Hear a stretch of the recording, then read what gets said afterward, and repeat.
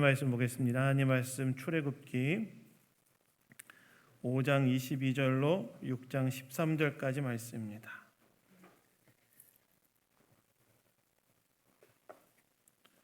하나님 말씀 출애굽기 5장 22절로 6장 13절까지 말씀 다 찾으셨으면 저와 교독하도록 하겠습니다. 출애굽기 5장 22절로 6장 13절까지 말씀. 모세가 여호와께 돌아와서 아뢰되 주여 어찌하여 이 백성이 학대를 당하게 하셨나이까? 어찌하여 나를 보내셨나이까?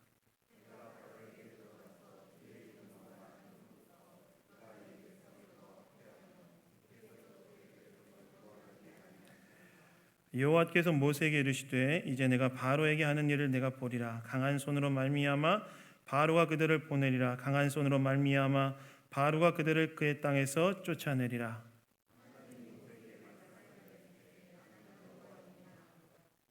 내가 아브라함과 이삭과 야곱에게 전능의 하나님으로 나타났으나 나 이름을 여호와로는 그들에게 알리지 아니하였고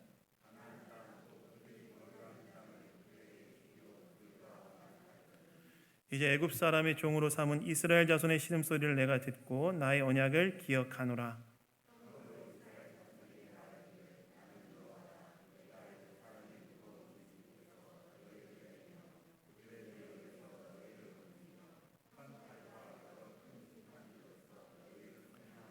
너희를 내 백성으로 삼고 나는 너희의 하나님이 되리니 나는 애굽 사람의 무거운 짐 밑에서 너희를 빼낸 너희의 하나님 여호와인 줄 너희가 알지라.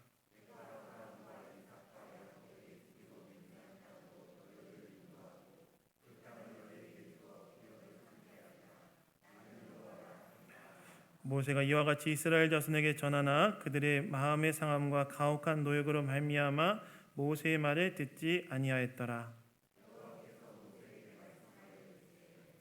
들어가서 애굽 왕 바로에게 말하여 이스라엘 자손을 그 땅에서 내보내게 하라.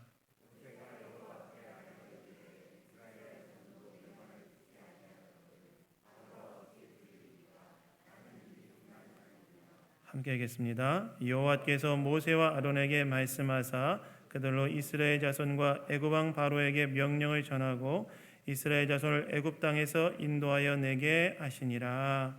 아멘.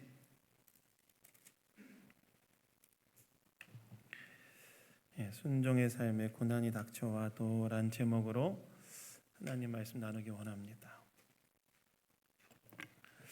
여러분, 우리가 인생을 살아가다 보면 우리 인생이 고난의 상황에 직면할 때가 있습니다.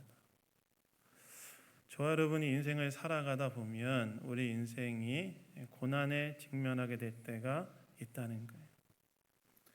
내 인생이, 우리의 가정이, 또 교회가 어려운 상황에 직면하게 될 때가 있다는 것입니다. 이러한 어려운 상황에 우리의 인생이 직면하게 되면 여러분 어떤 마음이 듭니까? 고난의 상황에 내가 직면하게 되면 여러분 어떤 마음이 듭니까? 너무나 마음이 힘들고 괴롭지요. 고난 앞에서 마음이 너무나 힘들고 괴롭습니다. 때로는 이러한 상황을 허락하신 것 같은 하나님께 야속한 마음도 들고 또한 하나님의 뜻을 따라 잘 살아온 것 같은데 왜 나의 인생 가운데 이런 일이 일어나는지에 대한 하나님에 대한 원망과 불평의 마음이 우리의 마음을 채우기도 합니다. 우리의 인생이 고난에 탁 닥쳐오면 참 우리 마음이 힘들고 괴로울 뿐만이 아니라 왜 이런 일을 하나님이 허락하셨는가? 라는 하나님에 대한 야속한 마음, 또 원망과 불평의 마음이 우리 마음 가운데 들게 된다는 거예요. 오늘 본문도 보시면 하나님의 말씀에 순종했음에도 불구하고 오히려 상황이 더 악화된 현실을 마주함으로써 하나님께 원망하고 불평하는 사람이 나오는데요. 그 사람이 누구냐면 바로 모세입니다. 그래서 오늘 본문에서 오늘 그러한 모세를 다루시는 하나님의 모습을 통해서 고난의 상황에서 우리는 어떻게 해야 하는지, 어떻게 생각해야 되는지, 어떻게 반응하길 하나님 원하시는지를 이 주일 아침에 생각해 보기를 원합니다. 첫 번째는요, 고난의 상황에 딱 마주하게 되었을 때 나를 구원하실 하나님을 신뢰함으로 바라보라는 거예요. 고난의 상황에 마주했을 때 하나님 우리에게 뭘 원하시냐? 그런 상황에서 나를 구원하실 하나님을 신뢰함으로 바라보기를 원하신다. 여러분, 오늘 본문 22절과 23절을 보시면 모세가 하나님께 이렇게 말하지요. 우리 22절 23절 한번 다 같이 한번 읽어보겠습니다. 우리 읽겠습니다. 시작. 모세가 여호와께 돌아와서 아뢰되 주여 어찌하여 이 백성이 학대를 당하게 하셨나이까? 어찌하여 나를 보내셨나이까? 내가 바로에게 들어가서 주의 이름으로 말한 후로부터는 그가 이 백성을 더 학대하며 주께서도 주의 백성을 구원하지 아니하시나이다. 이렇게 말합니다. 모세가 하나님께 뭐라고 말하느냐? 어찌하여 이런 일이 일어나게 하셨습니까?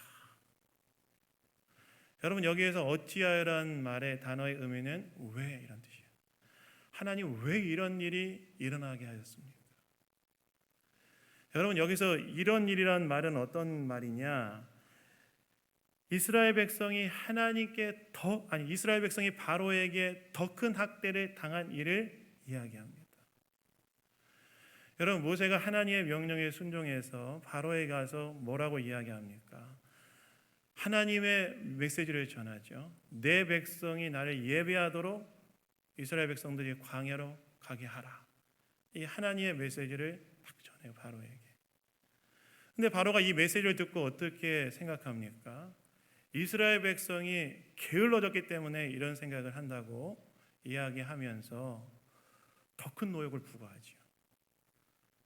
그래서 여러분, 이스라엘 백성들이 벽돌을 굽는 일을 하고 있었는데 그 전에는 여러분 벽돌을 구울 수 있는 집을 제공했는데 그때로부터는 어떤 일이 일어나냐면 집을 제공해 주지 않으면서 대신에 매일 바쳐야 되는 벽돌의 할당량은 똑같이 하게 한 거예요. 그러니까 이스라엘 백성에게 뭐가 더 늘어난 거예요? 집을 구해야 되는 노역이 더 부과되는 것이죠. 그러니까 이스라엘 백성들이 더 큰 노역의 상태에 들어가게 됐다는 거예요. 지금까지 그들이 했던 노역도 너무너무나 어렵고 힘든 노역이었는데 모세가 가서 하나님의 메시지를 전하고 난 다음에 이스라엘 백성들의 상황이 어떻게 됐다는 거예요? 더 큰 노역으로 더 큰 괴로운 상황 가운데 들어가게 됐다는 것입니다. 그래서 이런 상황을 보면서 모세가 지금 하나님께 뭐라고 이야기하고 있느냐?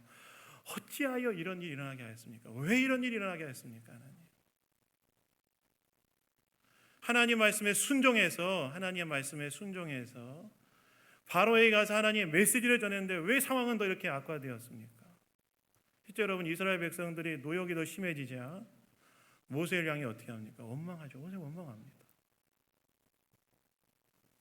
그래서 모세가 하나님께 나아가서 왜 이런 일이 일어나게 하였습니까? 하나님에 대한 원망과 불평을 쏟아놓으면서 하나님 향해서 이런 상황에 대해서 항의하죠. 특별히 오늘 22절, 23절을 보시면 하나님을 향한 이 모세의 항의에 이 학대란 단어가 두 번 쓰여지는데요. 두 번이 누구한테 쓰여진다 아십니까? 하나는 하나님께, 하나는 바로에게 쓰여져요. 이 말은 어떤 말이냐? 하나님 지금 이 바로가 우리 이스라엘 백성들에게 준 이 학대는 사실 하나님께서 발생시키신 겁니다. 이렇게 하나님을 향하여 항의하면서 하나님께 원망과 불평을 모세가 쏟아놓고 있다는 거예요. 여러분, 우리도 인생을 살아가다 보면 어려운 상황 앞에서 왜 하나님 나에게 이런 일을 허락하셨는가? 이런 질문을 할 때가 있지 않습니까? 왜 이런 일을 허락하셨는가?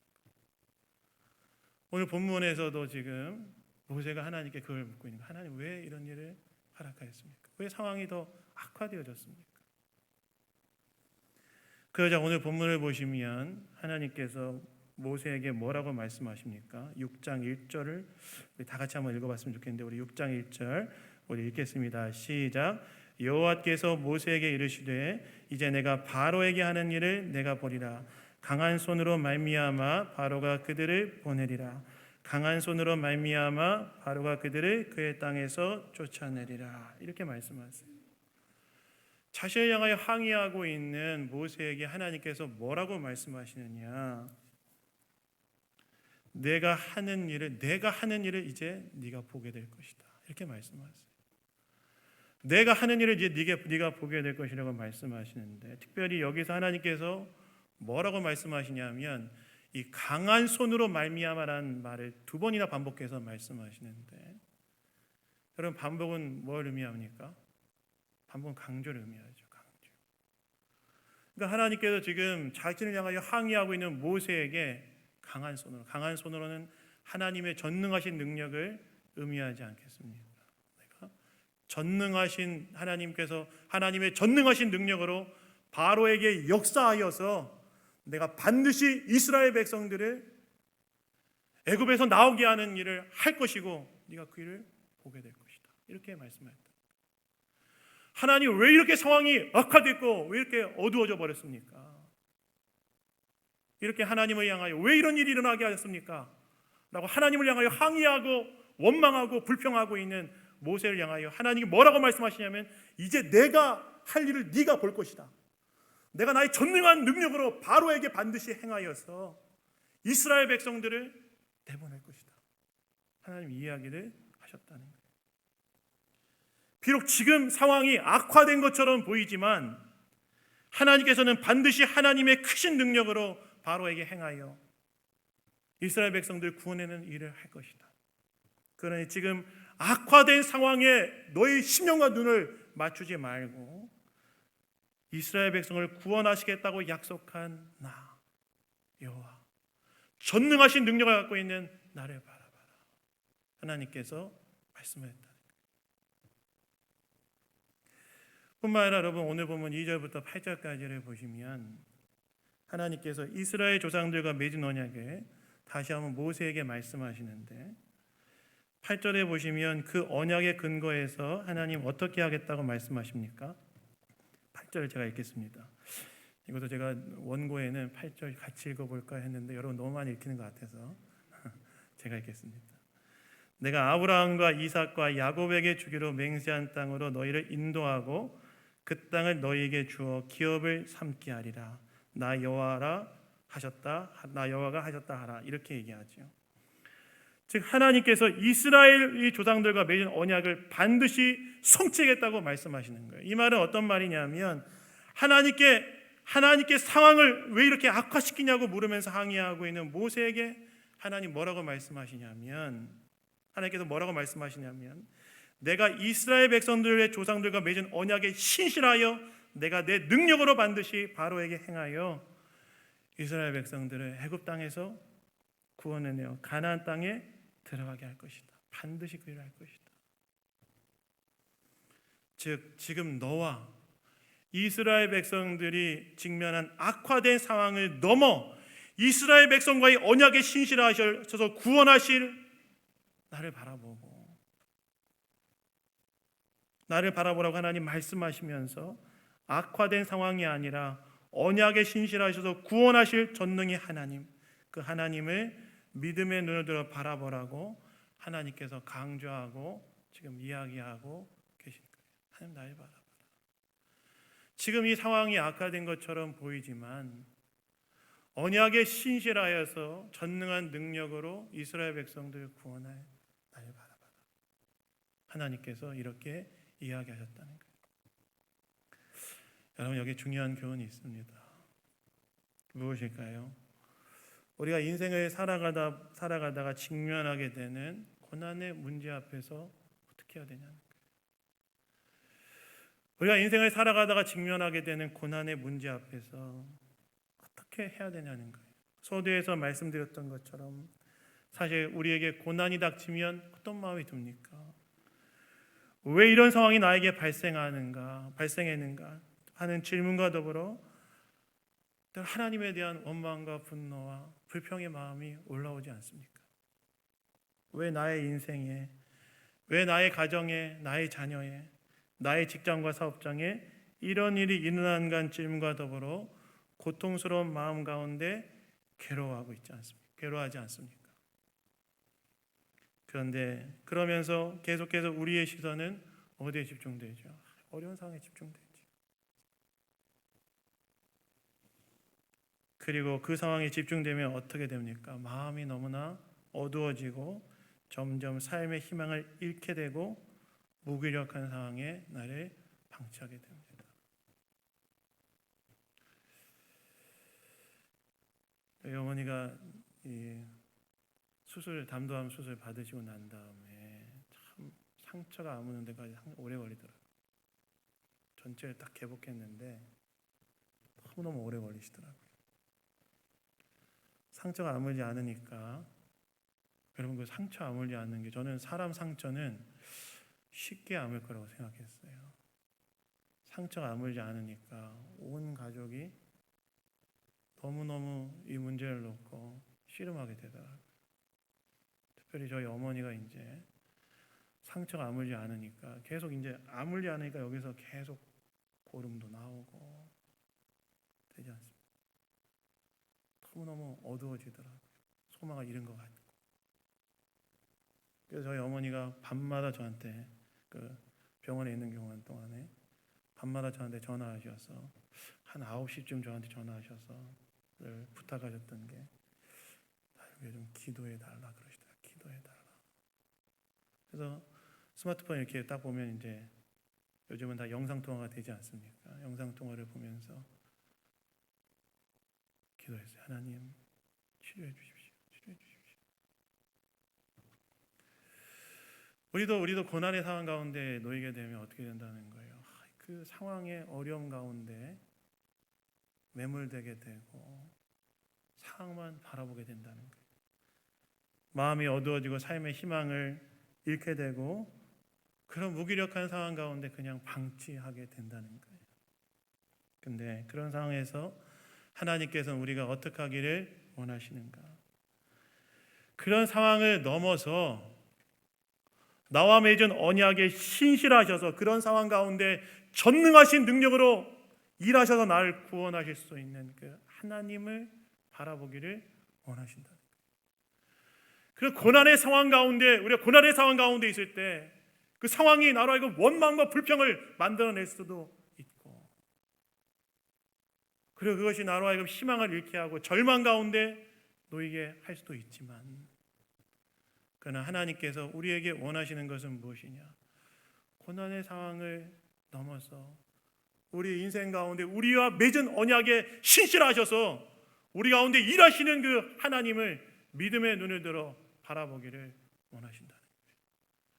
우리의 그 어둠 가운데, 그 고난의 상황 가운데 우리 심령이 어둠 가운데 있도록 방치하지 않고 나와 맺은 언약에 신실하셔서 나에게 역사하고 계신 그 하나님, 그 하나님을 하나님께서 바라보기를 원하신다는 거예요.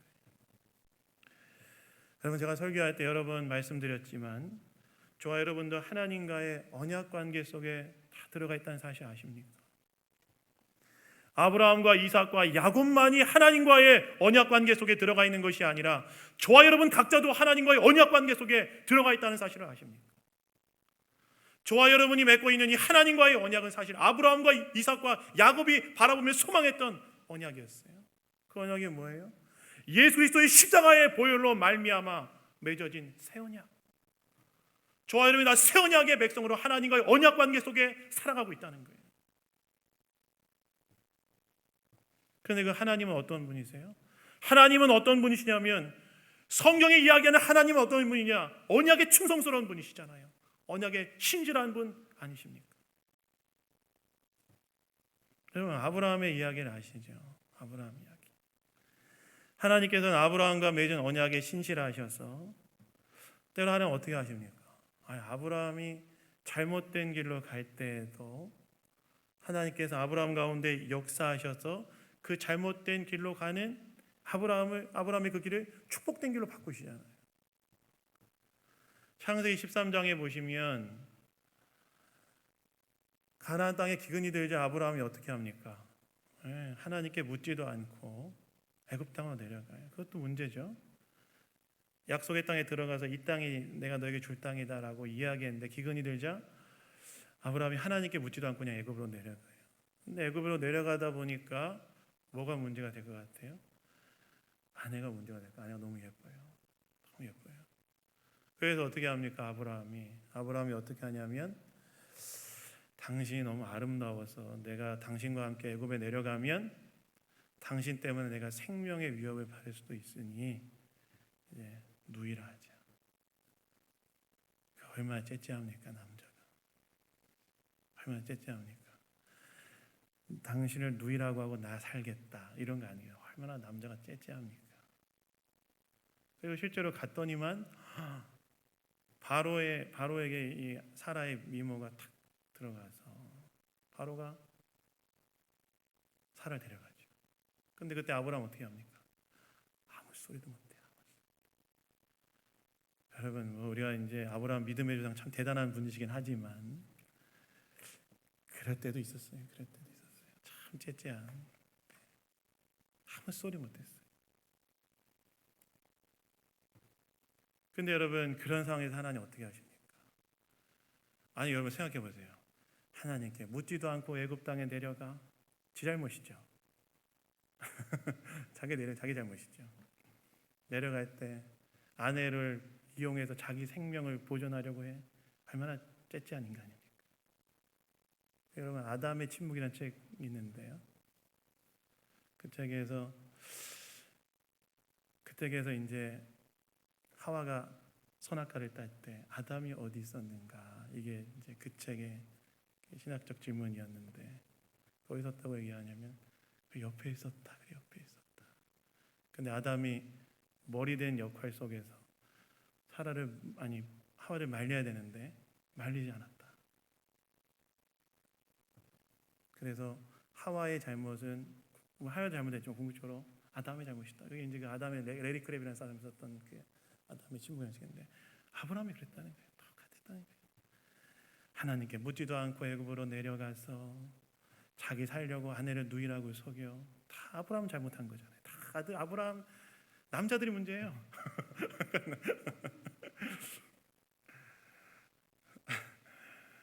화이팅 하지 마세요. 저기서.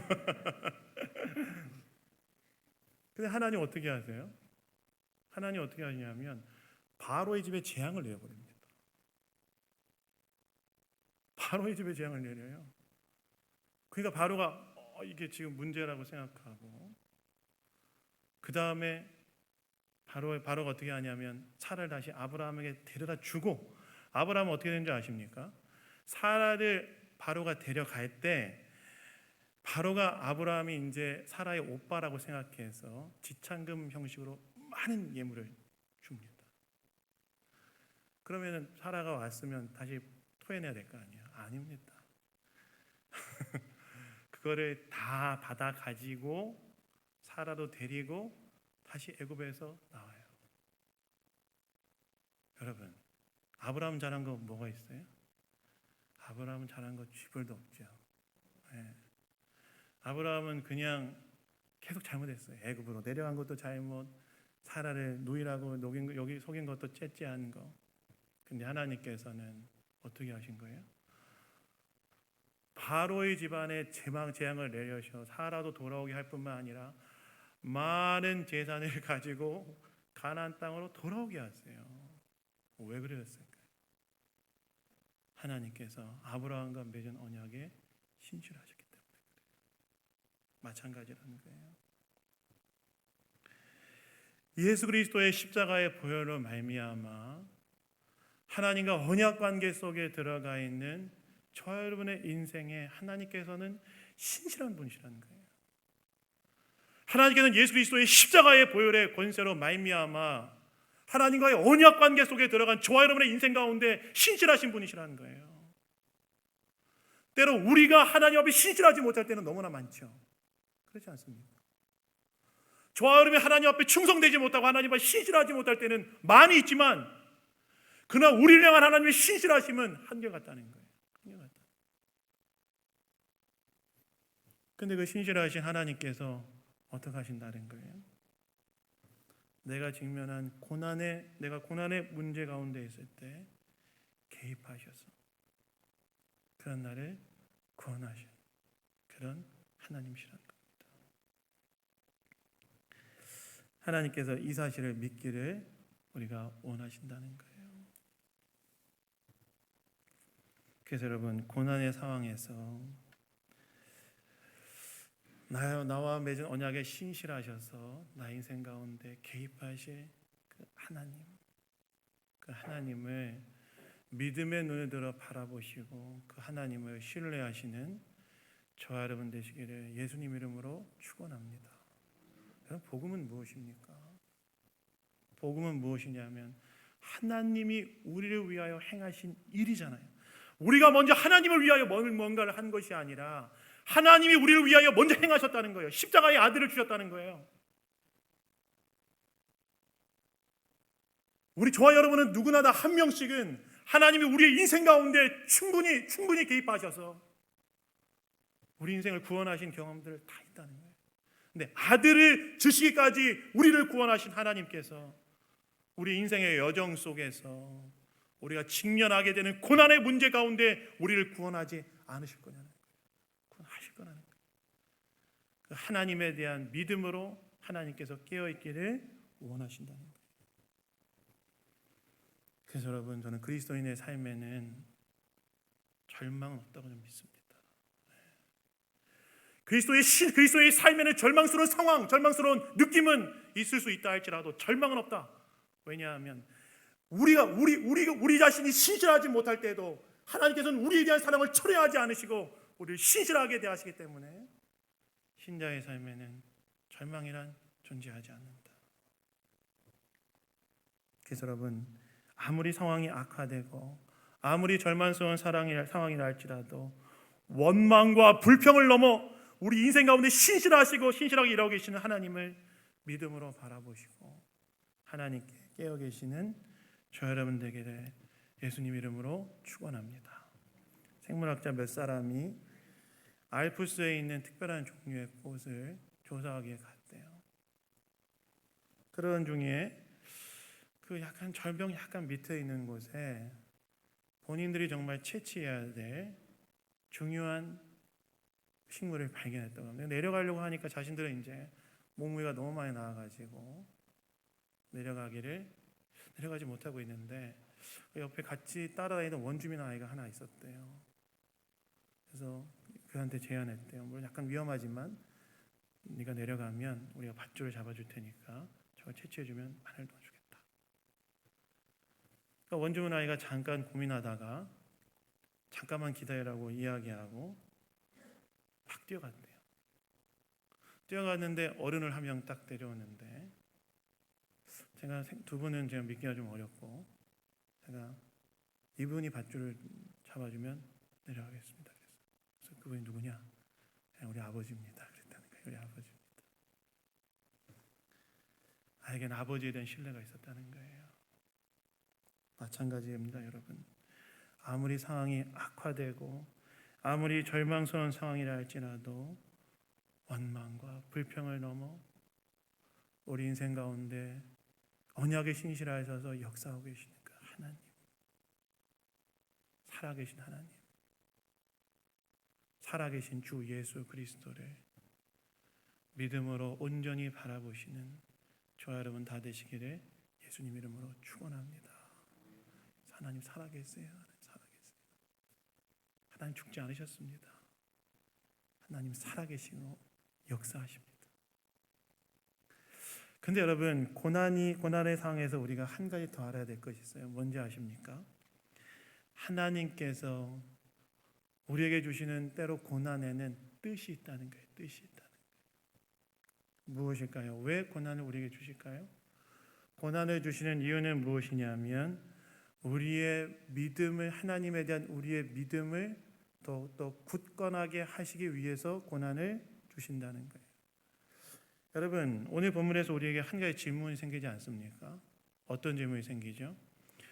왜 하나님께서는 모세가 하나님의 뜻대로 순종했음에도 불구하고 상황이 더 악화되게 하셨냐는 거예요. 질문이죠. 여러분, 사실 여기에는요 출애굽 전체를 관통하는 중요한 의미가 있습니다. 출애굽기 전체를 강조해요. 무엇이냐? 내가 여호와 하나님이라는 사실을 알게 하리라. 이 메시지가 있어요. 출애굽기 전반부에서 하나님께서 상황을 악화시킨 이유, 그리고 계속해서 바로의 마음을 완고하게 하신 이유, 그리고 하나님께서 10가지 재앙을 내리시고 난 후에 이스라엘 백성이 그리고 난 다음에 애굽에서 나오게 하신 이유. 왜 그랬을까요? 쉽게 그냥 한번 딱 얘기하고 딱 그냥 나와버리면 제일 좋은 방법인데 왜 하나님께는 상황을 악화시키시고 하나님께 바로의 마음을 완고하게 하시고 10가지 재앙을 내리시고 난 다음에야 이스라엘 백성을 애굽에서 건져내는가? 딱 한 가지입니다.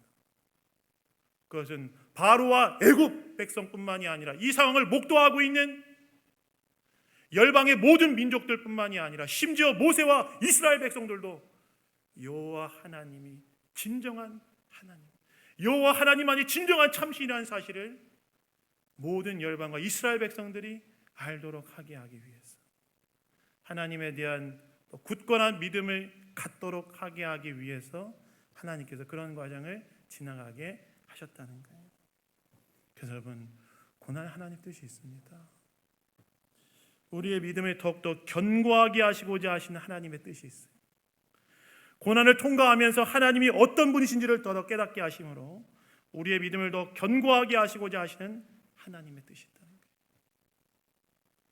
그래서 고난에는 내 믿음을 굳건하게 하시고자 하시는 하나님의 뜻이 있다.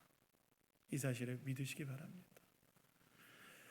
여러분, 다윗이 이스라엘 왕으로 사무엘에게 기름 부음 받고 난 다음에 여러분 이스라엘 왕이 될 때까지 몇 년 걸린 줄 아세요? 다윗이 사무엘에게 이스라엘 왕으로서 기름 부음을 받고 난 다음에 유다 지파의 왕만 되는 데까지 15년 걸렸고 이스라엘 전체 왕이 되기까지 여러분 22년 6개월 걸렸습니다. 여러분 한번 생각해 보세요. 왕으로 기름 부음 받았으면 그래 인간적으로 1, 2년 정도는 그렇다 할지라도 22년 6개월 걸리는 건 좀 너무 많이 걸린 거잖아요. 그리고 그 22년 6개월 동안 다윗에게 어떤 일이 있었어요?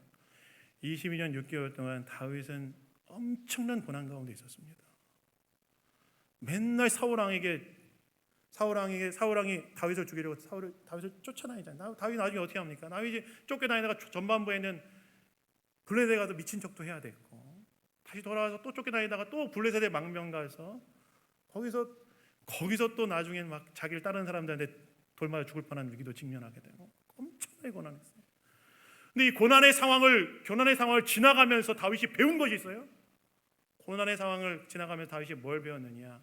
모든 것들 하나하나 하나님의 뜻을 묻고 찾아가야 된다는 사실을 거기서 배웠고 중요한 건 하나님의 뜻에 순종하는 것이다라는 사실을 배웠어요. 이스라엘 왕으로서 필요한 자질이 갖췄죠. 왜냐하면 이스라엘 왕은 어떤 왕이냐면 자기 마음대로 통치하는 것이 아니라 하나님의 대리 통치자로서 하나님의 뜻대로 통치하는 왕이 되어야 되는 거였는데 고난의 과정을 지나가면서 그것을 다윗이 배운 거예요.